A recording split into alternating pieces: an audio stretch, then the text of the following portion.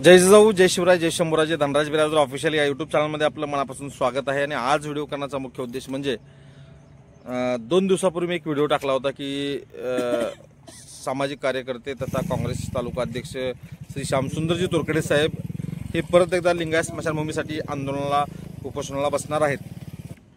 आज व्हिडिओ करण्याचा मुख्य उद्देश म्हणजे आज उपोषणाला सुरुवात होत आहे. त्या संदर्भामध्ये आपण तोरखडे साहेबांशी चर्चा करणार आहोत. तर सुरुवात कंटिन्यू करा व्हिडिओ. तोरखडे साहेबांची मुलाखत आपण या व्हिडिओच्या माध्यमातून घेऊयात. नमस्कार साहेब, परत उपोषणाला बसताय, काय आता कशा प्रकारचं आंदोलन असणार आहे तुमचं, हे उपोषण असणार आहे? आपल्याला माहिती आहे की 1 ऑगस्ट ते 21 ऑगस्टपर्यंत आपण उपोषण केलं. तत्कालीन म्हणजे कुणीही दाद न घेतल्यामुळं आपण उपोषण 2 ऑक्टोबरपर्यंत स्थगित केलेलं होतं. आणि 2 ऑक्टोबरला ची परिस्थिती पाहिली, वातावरण अतिशय खराब होतं, अतिवृष्टीचा काळ होता आणि वातावरण थोडंसं चांगलं दिसल्यामुळं मी 6 तारखेला परत उपोषणाला बसण्याचं सर्वांना पत्र दिलं, ग्रामपंचायतीला सुद्धा पत्र दिलं आणि मी आज 6 तारखेपासून इथं बसलो आहे. तर माझा साधा आणि सोपा प्रश्न आहे आणि ते फक्त ग्रामपंचायतच सोडवू शकतं. कारण ग्रामपंचायत त्याच्यासाठी म्हणतो की गावठाणचा हा विषय आहे आणि गावठाणी पूर्णपणे ग्रामपंचायतच्या अधीन येतं. 93ला भूकंप झाला आणि भूकंपाच्या नंतर आमचं पूर्ण हे जे जुनं गाव आहे याचं पुनर्वसन झालं आणि 1997च्या नंतर आम्ही हळूहळू नवीन जागेमध्ये स्थलांतरित होऊ लागलो. काही काळ इथलं दगड माती हे ते नेण्यासाठी गेला आणि जेव्हा काही मृत्यू होऊ लागले ते कुठं पुरायचं हा प्रश्न जेव्हा येऊ लागला. जुने ज्या आमच्या स्मशानभूमी होत्या त्या जवळपास नाहीशा झालेल्या आहेत, त्या वापरात नाही आहेत आणि तिथून त्या स्मशानभूमीपर्यंत जाण्यासाठी सुद्धा रस्ते व्यवस्थित नाही आहेत. त्यामुळं आम्ही त्या काळामध्ये ठरवलं की आपण ह्या ठिकाणची एक 5 एकर जागा आपण स्मशानभूमीसाठी वापरूया. कारण पूर्वीचे आमचेच घर आहेत, आमच्या मालकीची घर आहेत, आमच्याचपैकी मग ते हावळे असतील, सारणे असतील किंवा चांबाराची काही घरं असतील, धनगराची काही घरं असतील, मुसलमानांची काही घरं असतील. हा जो पूर्ण पट्टा आहे आपल्याला पाठीमागं माझ्यात दिसतोय तो पूर्ण पट्टा एक 5 एकरचा, म्हणजे इकडचं जे रोड पलीकडे दिसतो तुम्हाला तो आष्टामोडवरनं लोहाराला जाणार आहे किंवा लोहाऱ्यावरनं आष्टामोडला जाणार आहे. आपल्या पाठीमागं जो रोड दिसतो तोच आहे आणि आपल्या इकडच्या ज्या उजव्या बाजूला दिसतो ते येणेगूरला जाणार आहे. मग आम्हाला त्यावेळेस वाटलं की हे जे रस्ते आहेत हे कधी फुटाफुटी होणार नाहीत, ह्याचे म्हणजे हद्द निश्चित करण्यासाठी चांगलं होईल म्हणून हा पट्टा आम्ही त्या काळामध्ये या स्मशानभूमीसाठी वापरला आणि वापरायला चालू केला आणि आजपर्यंत आम्ही वापरत आहोत. इतक्या वर्षामध्ये आम्हाला कोणी अडवलं नाही, कोणी तर का करता म्हणलं नाही आणि आम्ही मग हे अधिकृत व्हावं, नावावर व्हावं म्हणून आम्ही जिल्हा परिषदकडे मागणी केली, DPC मधून पालकमंत्र्याकडे मागणी केली ह्या 5 एकरसाठी. आणि जे काय ते डॉक्युमेंट्स आपण सर्वांनी पाहिलेलं आहे, मी तुम्हाला दाखवलेलं आहे. परंतु 21 ऑगस्टपर्यंत सुद्धा ग्रामपंचायत सांगताना सांगते की ही 5 एकर अक्वार आहे किंवा म्हणजे आपल्या ताब्यात आहे, परंतु आपल्याला कागदोपत्री काहीच नाही आहे आणि ते कागदोपत्री करण्यासाठी ते चालू आहे. आणि मध्येच त्यांनी सांगितलं की एक 40R जागा कलेक्टरनं आपल्याला अवॉर्ड केलेले आहे, दिलेला आहे. मग आता ती 40R कशामुळे दिली, का दिली? आपल्या मागणीनुसार आपण जी 5 एकर मागणी केली त्याच्या अगेन्स्ट त्याच्यावर चर्चा होऊन ही 40R दिली का? पूर्ण जिल्ह्यामध्ये देत असताना आपण एक थोडंसं मोठं गाव म्हणून आपल्याला 40R दिली. हे काय कळेल असं झालं. जर आमच्या 5 एकरच्या मागणीमध्ये त्यांनी जर 40 एकर दिलं असतं तर आम्हाला कळवायला पाहिजे होतं कलेक्टरनं की आपल्या मागणीप्रमाणे आम्ही एवढे देऊ शकत नाही, आम्ही तुर्तास तुम्हाला फक्त 40,000 देऊ. परंतु असं कुठेही दिसून आलं नाही. त्याच्यानंतर कलेक्टरने एक कमिटी नेमली आणि त्या कमिटीच्या लोकांनी त्या सदस्यांना अहवाल द्यायचं होतं आणि त्या अहवालामध्ये असं दिसून येतं की या ठिकाणी अजून 2-3 हे आहेत, स्मशानभूम्या आहेत. आम्ही ते कागदपत्र काढली आणि त्या कागदपत्रानुसार ज्या स्मशानभूम्या आम्ही पाहिल्या त्या जवळपास अस्तित्वात नाहीत असं म्हणलं तरी चालेल. कारण 1955 सालापासनं आपा इथं माझ्याजवळ हे आहे, हे जे आहे हे आपल्याला स्मशानभूमीसाठी दिलेली जागे आहेत.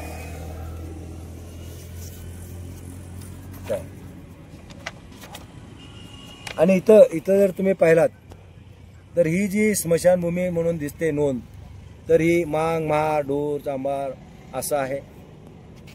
आणि दुसरी जी स्मशानभूमी आहे काय, ही स्मशानभूमी दुसरी. तर त्या काळामध्ये 1955, 56, 60च्या काळातला आहे. त्या काळामध्ये आमच्या पूर्वजांनी जवळपास 8 ते 10 एकर जमिनी जागी जागी ठेवलेल्या होत्या. आणि आज जर बघितलं आपल्याला, आज 2025 आहे, लोकसंख्या किती वाढली. या दरम्यानच्या काळामध्ये जी लोकसंख्या वाढली त्याचा विचार कुठेही केला गेला असं वाटत नाही. आम्ही भूकंपाच्या नंतर पासून ही जागा वापरतोय, 5 एकरची जागा वापरतोय. आणि लिंगायत समाजामध्ये अनेक पोटजाती आहेत. मग ते कोळी असतील, कोष्टी असतील, कुंभार असतील, तेली असतील, अनेक उपजाती आहेत. आणि त्या सर्व उपजातींचा जर आपण विचार केला तर ह्या ठिकाणी 5 एकर काय फार मोठी जागा नाही आहे आणि ती काय खरेदी करून आम्हाला शासनाला द्यायची नाही आहे. जी भूकंपाच्या पूर्वी आम्ही ज्या ठिकाणी राहत होतो, ज्याच्या 8 आमच्याच नावानं आजी असतील, तीच जागा आम्हाला द्यायची आहे शासनाला. तर तीच फक्त आम्ही त्याच्यावरती कब्जा केलेला आहे. आणि तुम्ही 40,000 जे दिलेला आहात ते 40,000 कशा पद्धतीने दिलात, कुठून दिलात? कारण आमची मागणी त्या रोडपासून होती आणि 2022 अधिकृतरित्या आम्ही मागायला चालू केलं हे तुम्हाला माहिती आहे. आणि आम्ही याचा वापर हा 2000 करतोय हेही माहिती आहे. मग आज अचानक हे 40,000 कुठून दिलं, कसं दिलं हे माहिती नाही मला. आणि त्याचं AR ऑफिस किंवा आपलं जे मोजून देणारं जे ऑफिस आहे त्यांनी मोजून दिलेलं कुठं दिसून येत नाही. त्यांनी स्पष्ट त्या अहवालामध्ये सांगितलं. आणि जे अहवाल कलेक्टरांनी मागितलं आणि जे समितीनं जे अहवाल सादर केलेला आहे त्यामध्ये त्यांनी ते 5 एकरचा कुठेही उल्लेख केलेला नाही. तिथं कधीपासनं माहिती होतात, किती दिवसापासून वापरात आहे ते कुठेही दिसून येत नाही. ते अहवाल चुकीचं आहे असं मला वाटतं. कारण त्यांनी ज्या 2 स्मशानभूम्या दाखवल्यात त्यातली एक स्मशानभूमी तर मी तुम्हाला दाखवलं की ढोर, चांभार यांच्यासाठी ती दाखवलेली आहे. आणि एक जे आहे त्या ठिकाणी कोणाचं अतिक्रमण आहे तुम्हाला माहिती आहे किंवा कोणाच्या जागेमध्ये ते आहे, त्यांनी केलेत का नाही हे पण मी म्हणणार नाही. परंतु त्या ठिकाणी शिवगप्पा पनोरे यांच्या शेतापासून, त्यांच्या बांधाऱ्यापासून ती स्मशानभूमी मुरमे आणि राजपाल राजपूत यांच्या शेतापर्यंत जाते. आणि तो पट्टा आज नाहीसा झालेला आहे. आज त्या ठिकाणी आपण स्मशानभूमी वापरत नाही आहे. आणि मग ते कसं काय दाखवू शकतात? म्हणून मला म्हणायचं आहे की तो अहवाल पूर्णपणे चुकीचा आहे, खोटा दिलेला आहे. आणि ज्या 5 एकरची आपण मागणी केलेली आहे त्याच्यावरती कोणाबरोबरही चर्चा झालेली नाही आहे. त्याने अहवालामधल्या जे समितीचे मेंबर आहेत, BDO साहेब असतील आणि अन्य ज्या 10-11 लोक आहेत, त्यांनी एकत्रितरित्या त्या 5 एकरवरती कुठेही चर्चा केलेली दिसून येत नाही. कुठल्याही नागरिकांशी त्यांनी विचारलं नाही की या ठिकाणी स्मशानभूमी आहे का, किती वर्षापासून ती वापरत आहे, कोण कोण इथं वापरतं, असं कुठेही त्या अहवालामध्ये उल्लेख होत नाही, दिसून येत नाही. मग अहवाल कुठल्या काय कामाचा? जो चुकीचा आणि खोटा असेल ते. आणि दुसरी गोष्ट, मला कालच ग्रामपंचायतने एक पत्र दिलं सर, आणि त्या ग्रामपंचायतच्या पत्रामध्ये स्पष्ट या ठिकाणी सांगितलेलं आहे काय की म्हाडा यांनी वृक्ष लागवड करण्यापूर्वी ग्रामपंचायतला पत्रव्यवहार केलेला नाही. जर म्हाडाने कुठलाच पत्रव्यवहार ग्रामपंचायतला आजपर्यंत जर केला नसेल तर यांनी नाहरकत कशाच्या आधारे दिली? मला हेच विचारायचं आहे की त्यांनी नाहरकत तुम्हाला मागितली होती का? आणि मग जी जागा तुम्ही दिलात ती पूर्वी आपल्याला मागणी ग्रामपंचायतनं कशासाठी केली होती का? हा उल्लेख कुठेही त्या अहवालामध्ये दिसून येत नाही. म्हणून हा अहवाल चुकीचा आहे असं मला वाटतं. म्हणून आज मी इथं बसतोय. मला माहिती आहे की आजची परिस्थिती बरोबर नाही. आज शेतकरी अहवाल दिलाय. आम्ही स्वतःच ओला दुष्काळ जाहीर करा म्हणून निवेदन त्या ठिकाणी तहसीलदारांना दिलेलं आहे काँग्रेस कमिटीच्या वतीनं. आम्ही अतिवृष्टीसाठी लोकांना जास्तीत जास्त मदत करा यासाठी तहसीलदारांना भेटलेलं आहे. आणि अशा परिस्थितीमध्ये मी परत उपोषणाला बसणं हे काय योग्य वाटत नाही आहे. परंतु 2 तारखेपर्यंत मी स्थगित केलेलं असल्यामुळं मी आज परत या ठिकाणी शासनाला जाग यावी, त्यांना कळावं की आपलं दिलं काम कारदोट आहे आणि केलं पाहिजे. म्हणून मी हे जे उपोषण आहे हे केवळ, मी कालही सांगितलं परवाही सांगितलं की मी केवळ 3 दिवसासाठी करणार आहे. हे तुमचं उपोषण किती दिवसाचं असणार आहे? मी जास्तीत 3 दिवस बघणार आहे. आणि मग ते निषेध नोंदवून, शासनाचा निषेध नोंदवून, जर त्यांनी कुठलं म्हणजे माझ्यावर पत्रव्यवहार नाही केला व्यवस्थितरित्या तर 3 दिवस झाल्यानंतर मी निषेध नोंदवून मी हे उपोषण म्हणजे ह्याच्या सोडणार नाही, लढाई सोडणार नाही. माझी लढाई चालू राहील, पण लढाई एक वेगळ्या पद्धतीनं चालू राहील. कारण हे तर घेतल्याशिवाय राहणार नाही साहेब. कारण हे आमचंच आहे आणि आमच्या आत्मे त्या ठिकाणी आहेत, त्यामुळे हे सोडणार नाही. आणि म्हाडा जे आहे त्या म्हाडाला या ठिकाणी येण्याचा कसलाही अधिकार नाही. त्यांनी कसलाही पत्रव्यवहार केलेला नाही आहे. आणि अशा प्रकारे तिने या ठिकाणी येऊन आज दांडगावपणा करणं बरोबर नाही आहे. त्याने आजपर्यंत कुठलंच म्हणजे पत्र आम्हाला सुद्धा दाखवलेलं नाही आहे. म्हणून हे 3 दिवस जे आहेत अति महत्त्वाचे दिवस. हे 3 दिवस मी अतिशय मौन व्रत करणार. या 3 दिवसामध्ये मी कोणाशीही बोलणार नाही. माझी फक्त ग्रामपंचायतला एवढीच मागणी राहील की तुम्ही परत एकदा जो ग्रामसभेचा ठराव झाला होता 13/8ला, त्यामध्ये सर्व ग्रामस्थांनी सांगितलेलं होतं की सदरची 5 एकरची जमीन ही आपली स्मशानभूमी आहे, ती लिंगायत स्मशानभूमीच म्हणून राहावं आणि त्या ठिकाणी इतर कुणी राहू नये असा प्रकारचा ठराव घेतलेला होता. पण ठराव फक्त इतकाच घेतला की लिंगायत स्मशानभूमी असं नाव देण्यात यावं, इतकं एकच ठराव घेतला. आणि त्यांनी दाखवलं की त्या ठिकाणी गोंधळ झाला आणि म्हणून अर्धवट झाली. तर अर्धवट जर झाली असेल तर ती पूर्ण करण्याची जबाबदारी सुद्धा ग्रामपंचायतची असते आणि ते सिद्ध करावं लागत असतं. अर्धवट झाली असेल तर ती अर्धवट झालेली नव्हती.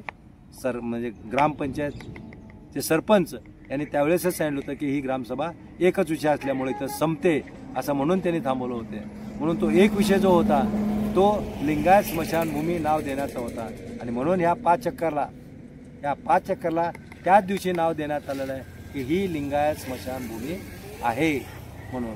आणि तो एकमतानं पारित झालेला जो ठराव आहे त्या ठरावाप्रमाणे आता पुढं ग्रामपंचायतनं त्याची कारवाई करावी आणि संपूर्ण 5 एकरची जमीन ही लिंगायत स्मशानभूमी म्हणून राहावी एवढीच विनंती मी ग्रामपंचायतला करतो. आणि या 3 दिवसामध्ये ग्रामपंचायतनं आता तरी जागं व्हावं आणि त्यांनी येऊन सांगावं की आपण हे ठराव अशा पद्धतीने घेतलेला आहे. हा 5 एकर स्मशानभूमी ही लिंगायत स्मशानभूमी म्हणून आपण जाहीर करत आहोत, मागणी करत आहोत. आपण परत एकदा कलेक्टरची हा पत्रव्यवहार करत आहोत की संपूर्ण 5 एकर ही पूर्वीपासून वापरात असल्यामुळे आणि बरीचशी जागा त्याच्यामधली स्मशानभूमी म्हणून वापरात आलेली आहे, धन या ठिकाणी केलेलं आहे. म्हणून हे पूर्ण 5 एकर जमीन आपल्याला राहावी अशा प्रकारची विनंती ते कलेक्टरांना करतील आणि पत्रव्यवहार करतील एवढीच अपेक्षा मी त्यांच्याकडनं बाळगतो. आणि मी या ठिकाणी थांबतो. माझे मौन व्रत आता थोड्याच वेळापासून चालू होईल. आणि जे काय असेल त्या अधिकाऱ्यांशी बोलायचं असेल तर त्यांना फक्त एकच मागणी आहे माझी. की मला बोलण्याचं जास्त गरज सुद्धा नाही आहे आज अधिकाऱ्यांना. ग्रामपंचायतने जर फक्त ठराव घेतला की बा आपण पत्रव्यवहार करू 13-8 प्रमाणे आपली 5 एकरची जागा पहिलंच वापरात आहे आणि बऱ्याच ठिकाणी आणि या ठिकाणी उपजाती अनेक आहेत, साळी, कोळी, माळी, तेली सगळे जे आहेत त्या सगळ्या उपजातीचा त्या ठिकाणी उल्लेख करून आपल्याला 5 एकरची जागा ही, कारण मागचा काळ जर बैठला त्या काळामध्ये एवढी मोठी जमीन लागत होती, आज तर 2025 आहे, याहीपेक्षा जास्त लागेल. परंतु तुर्तास जरी 5 एकर जागा आमच्या लिंगायत स्मशानभूमीसाठी जर मिळाली तर धन्यवाद एवढंच मी मानतो. कारण ग्रामपंचायतने एवढं करावं अशी अपेक्षा बाळगून मी याच ठिकाणी थांबतो आणि माझं उपोषण चालू करत आहे, सुरू करत आहे. धन्यवाद. मौन उपोषणाला सुरुवात झालेला आहे. उपोषणकर्ते श्री श्यामसुंदरजी तोरखडे हे मौन उपोषणाला सुरुवात झालेली आहे.